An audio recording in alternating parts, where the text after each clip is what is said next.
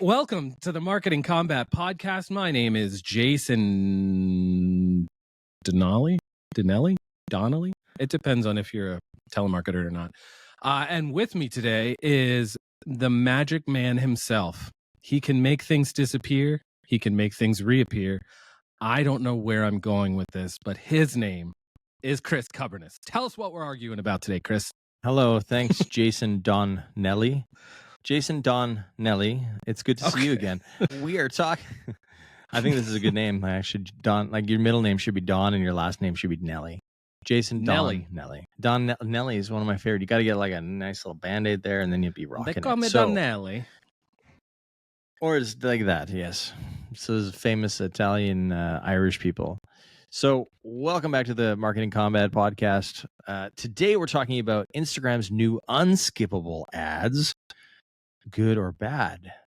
And if you haven't seen anything about this, essentially Instagram has been experimenting with ads in the feed that when you're scrolling, it's not skippable. You are stuck on that ad for however long they set, right? So I believe it's like 8 seconds or 10 seconds. I haven't personally experienced it myself. I've only heard about it. I've only seen people complaining about it in the comments and on different social media platforms. But essentially, it's a little bit like your YouTube unskippable ads where you have to wait a few seconds and then get it.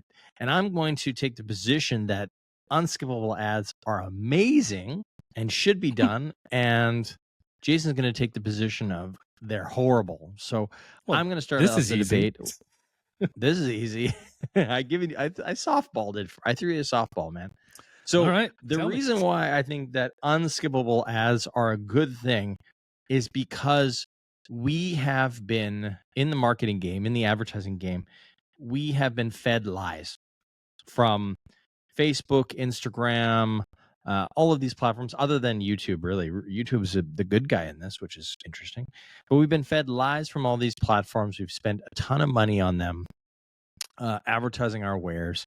And paying for essentially nothing. Like they give us this impression data, they give us this reach data, they give us this, oh, this did so well. Like look at all the impressions, like millions of impressions. And the reality is it's like someone scrolling past your thing really, really fast. They literally do not even consume it. It doesn't even register in the brain. That's how fast people scroll past ads because they can smell it in the feed. They'd be like, there's this ad, scroll as fast as you can possibly past this. So we've been told, oh yeah, that's an impression. You should pay us for that. You should pay us 50 cents for that or $1 for that or whatever. And the rising costs of this have just increased over the years. So we are essentially paying for people to drive past our billboards at 100 miles an hour and paying handsomely to these platforms. And it hasn't resulted in a business. It hasn't resulted in good marketing. It hasn't resulted in good good experience for other people, essentially because you're just going to see more ads and the auction's going to get worse and all this kind of stuff. So now with unskippable ads, we have an opportunity to actually know that someone has been stuck on our ad. And that's why YouTube has been good, because we know those people have had to consume something. They've had to have seen us. They've had to have registered this. And that 5 seconds is essential for you. Yes, you might say, well, that's also BS. 5 seconds is way better than 1 millisecond or half a second. Trust me. I mean, it's infinitely more impressive and better for your brand, better for your marketing, and it's better for the user experience because now you're going to get brands that actually have spent time on their ads, want to make them great, want to make sure that you are entertained in that non-skippable format. And so your advertising is going to get better. The money, that we're spending on marketing is going to get better. So we're going to be able to offer better products and services. And instead of just throwing mindless money at these stupid ass platforms for half a second of an impression and say, thank you, dear Meta. Thank you, dear Facebook, for that half an impression, which is just BS, garbage money thrown out the window. And now we're going to be able to see much, much better into the data and get better advertising out to you guys. That's my point. So unskippable ads, very good. I cannot wait to test them out and use them for our clients. And Jason, why are they crap? As a marketer, I completely agree with Chris. As a human being and social media connoisseur, or just a social media enthusiast, user, influencer, person, no, as a social media user, I think it's horrible. Because how many times do you watch YouTube ads and you have those unskippable things and you're like, this has no interest for me. I don't care about this at all. And I have to watch 5 seconds of it. You don't know how long 5 seconds is until you're scanning and flipping, gone for speed. So as a user and as a lover of social media and just trying to get the entertainment out of it, I think it's horrible because that 5 seconds is 5 different decisions for me to decide if I want to keep scrolling or watch a video. And I never want to watch an ad because, like Chris said, all of us have the best ad just shit detectors. The second that an ad pops up on our screen, we're like, goodbye. And now they're like, you don't have a choice. You have to watch it. And I don't like to be told I have to do anything. So I don't want to. And now I'm mad and I don't want to use your platform anymore. Instagram, jerks. So that's my thoughts. Do you use YouTube? Yeah, a little bit. I'm not a big YouTuber. Do you find like, how do you like the platform on YouTube? Like from a content standpoint, do you find like YouTube content to be more enriching than Instagram? Yes. Also, but I don't know. At this point, I think my YouTube is so messed up. I think the algorithm is horrible. Every time I get into it and start looking at stuff, it's like 3 topics and they just keep shoving the same topics down my throat. And I don't know. I think my algorithm's messed up on YouTube. It's nothing that I'm interested in depth. When we look at creator platforms or platforms that have been good for creators, YouTube comes out on top, right? If we look at payouts and we look at stuff like that, the reason why YouTube has been successful in this is because of their advertising, because of their advertisers, because the platform or the ad platform behind it. Notoriously, Meta, TikTok, Instagram as part of the Meta category have not been very good at paying their creators. And I would suggest that that's part of the problem is their actual advertising platform.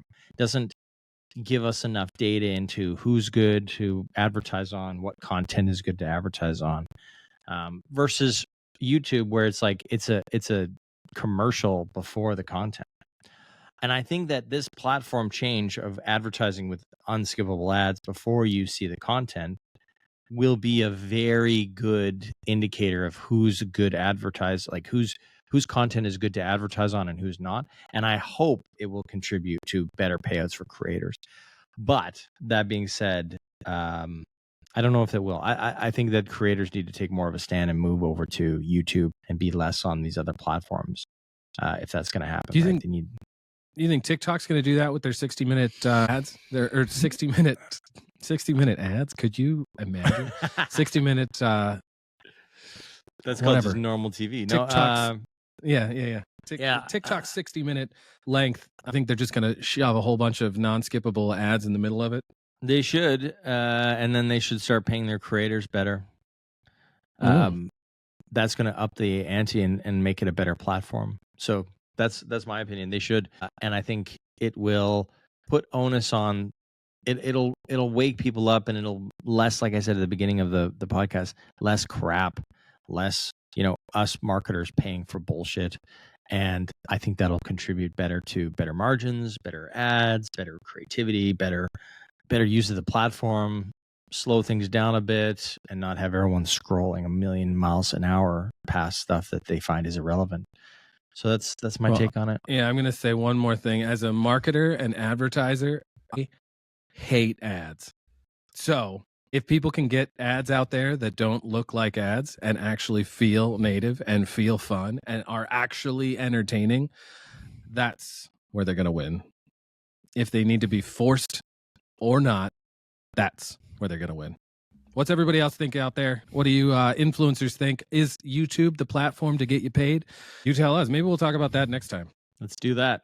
Thanks for tuning in. Write it in the comments. I've been Chris Carbonus, and this has been... And I'm Katie Holmes.